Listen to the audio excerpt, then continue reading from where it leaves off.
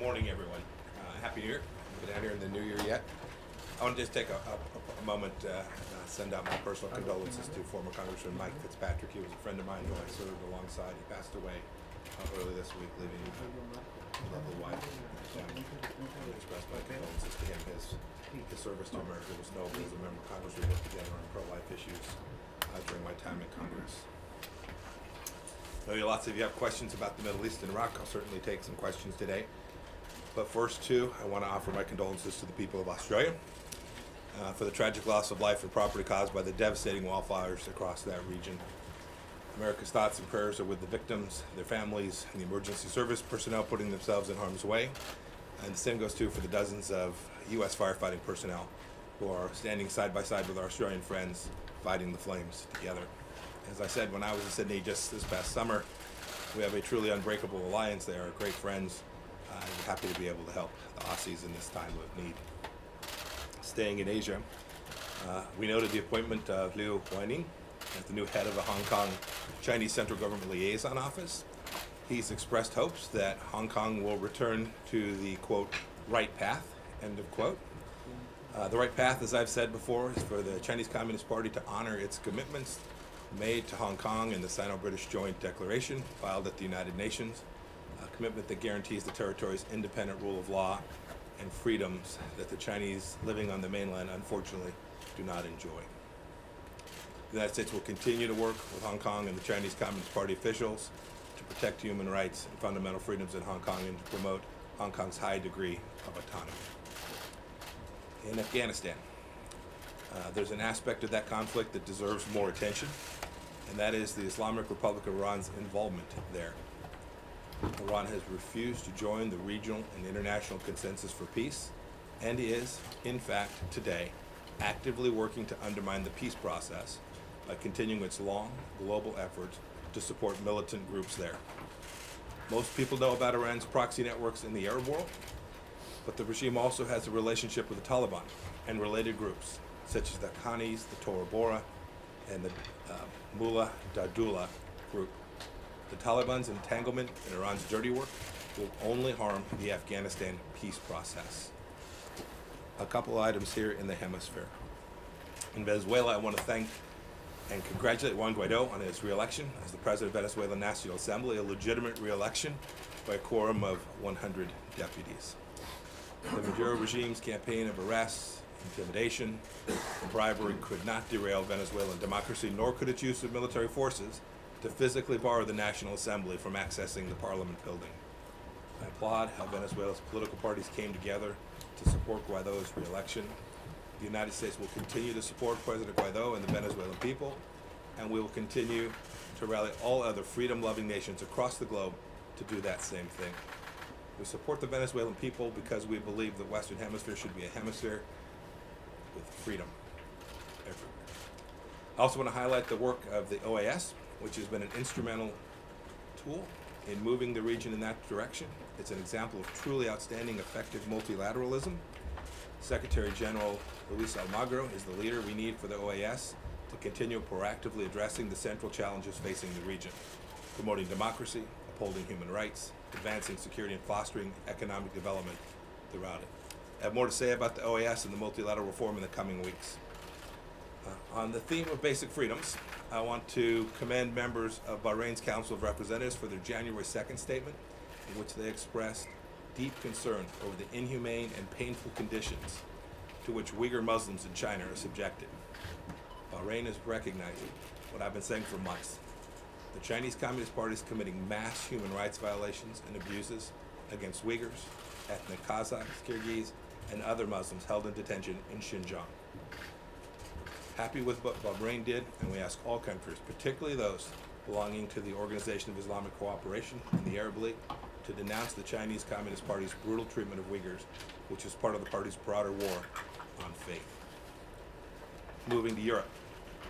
As many of you know, Prime Minister Mitsotakis is in town this week. I'm looking forward to welcoming him here. I'll be with him today at the White House alongside President Trump. I also want to announce that our Undersecretary for Political Affairs, David Hale, will be traveling to Brussels later this week. We'll have conversations with 28 European counterparts. This is a recurring meeting that happens about every 6 months. This particular gathering is important because it immediately precedes an EU foreign ministerial on Iran that has just been scheduled. And it shows, too, once again, our close cooperation with our European partners on issues of mutual concern. I'm sure while David's there, the issue of Iran and Iraq will feature prominently in their conversations, and they'll have an opportunity also to discuss priorities such as Syria, North Korea, and China as well. Finally, one more personnel matter. I want to thank Ambassador John Bass, who I've come to know in my time in service, both as the Director of the Central Intelligence Agency and now as Secretary of State. His 2-year tour of service in Kabul was remarkable. It's one of our most important missions. Ambassador Bass is a respected strategic thinker, a man of incredible integrity. He's helped that country move forward to a brighter, more peaceful, and more secure future for all the Afghan people.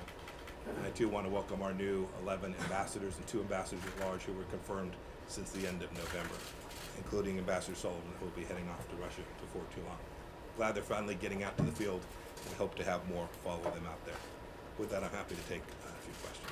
Matt. Thank you. Happy New Year, Mr. Secretary. Hello, Matt. And in honor of the new year, I have exactly 2,020 questions to ask you, but I'll pare them down for the sake of brevity. Thanks, One is, there continue to be questions about the nature of the intelligence that led to the strike that killed General Soleimani. Can you be at all more specific about how imminent this was, what exactly it was?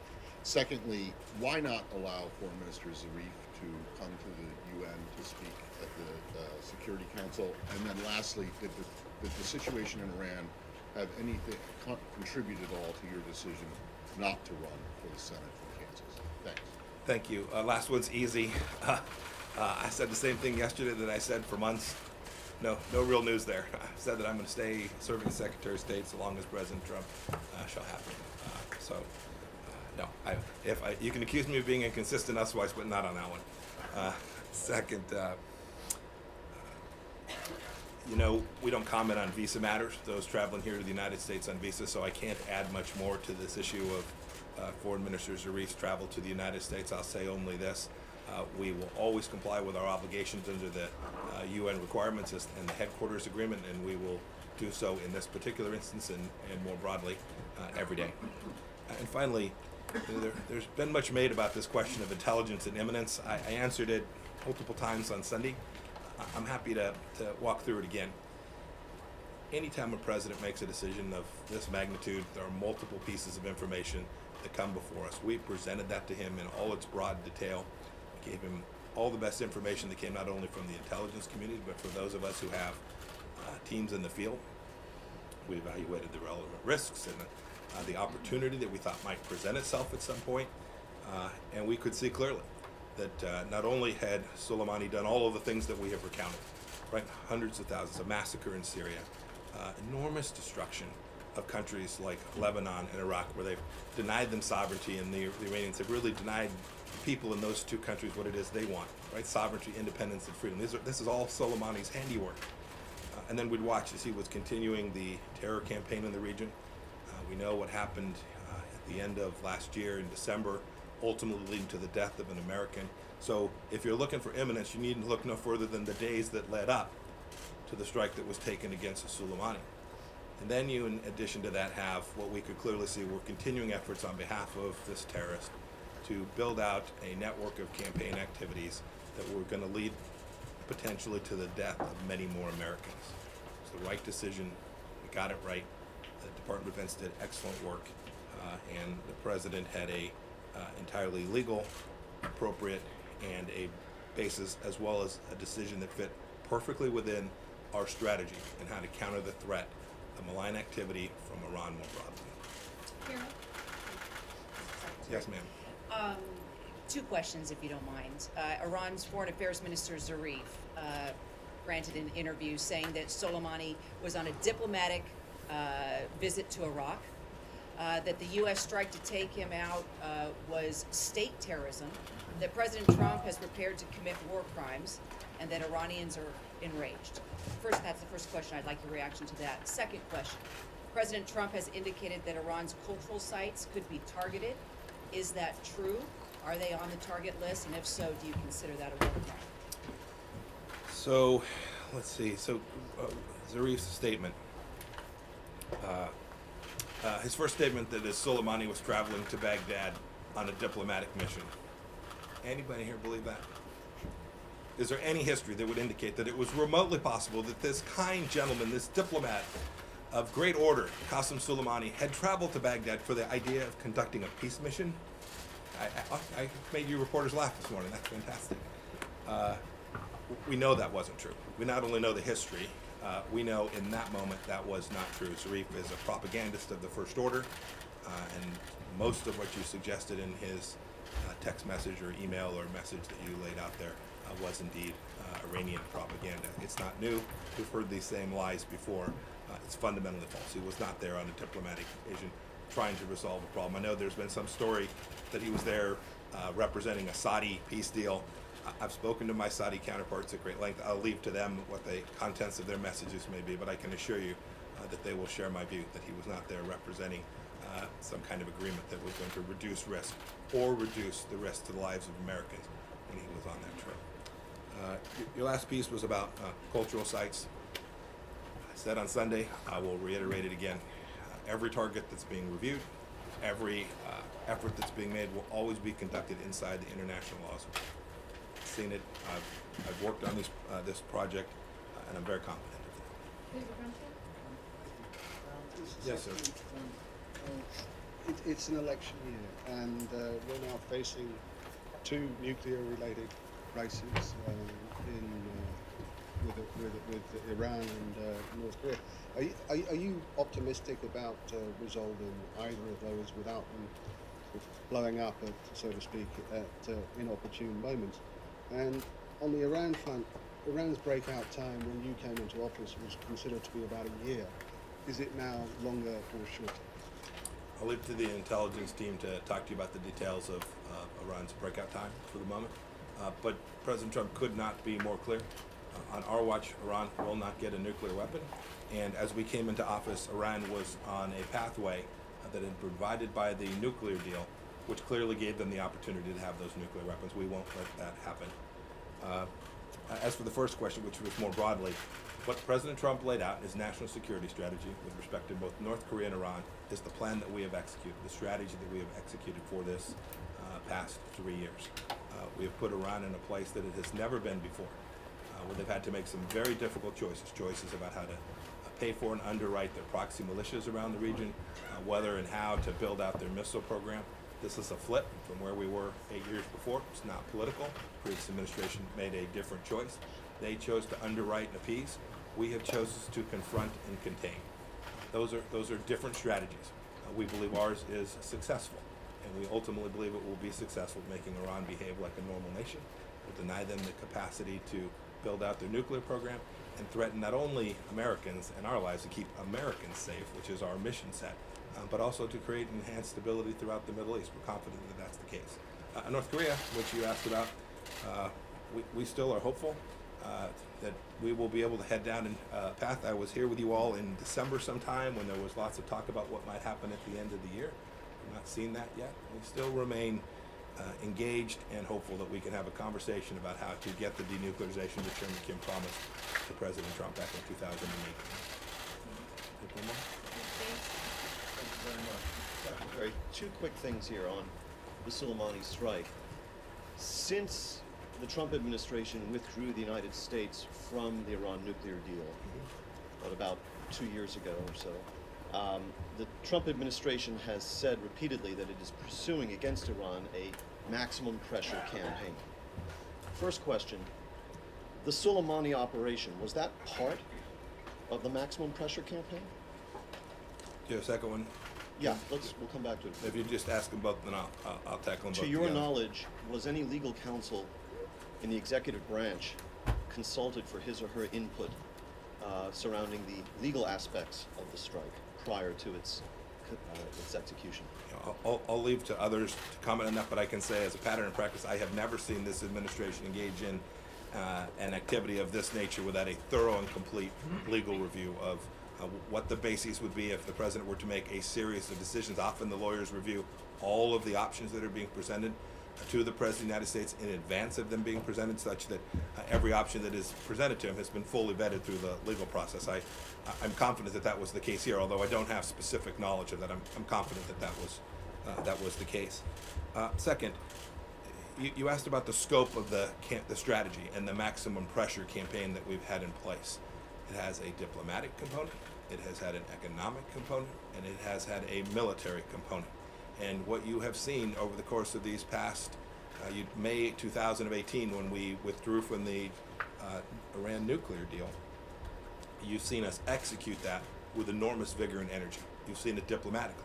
We've built out coalitions around the region, with the Israelis, with the Gulf states, on certain files, on the missile file and on the terror file with our European partners as well, not just the E3. Go back and look from May of last year. Go look at the statement that was made in Warsaw, a united statement centering the instability in the Middle East on the Islamic Republic of Iran. Coalition now in the Straits of Hormuz, we've diplomatically isolated the Iranian regime. Second, economically, we've all seen the sanctions put in place. It's now over some 1,000 sanctions. We've watched the regime struggle to figure out how it was they were going to make it through 2020. They've got a budget that will fall short by a significant amount in 2020 as a direct result of the pressure that we've put on the regime. And then you saw over not just this past week, but over the last year, you've seen our security component to this. You've seen us reinforce allies in the region by ensuring that the Emirates and the Saudis and all of the others were prepared for what might happen if Iran decided to make choices that were bad for the Iranian people. And then you saw more tactically, just these last few days, the president's response when the Iranians made a bad decision to kill an American. We hope they won't make another bad decision just like that. To be clear, the Soleimani strike was part of the administration's maximum pressure campaign, and going forward, the Iranians should understand, as they develop their calculus, that similar actions, such as the Soleimani strike, could well continue to be a feature of this maximum pressure campaign.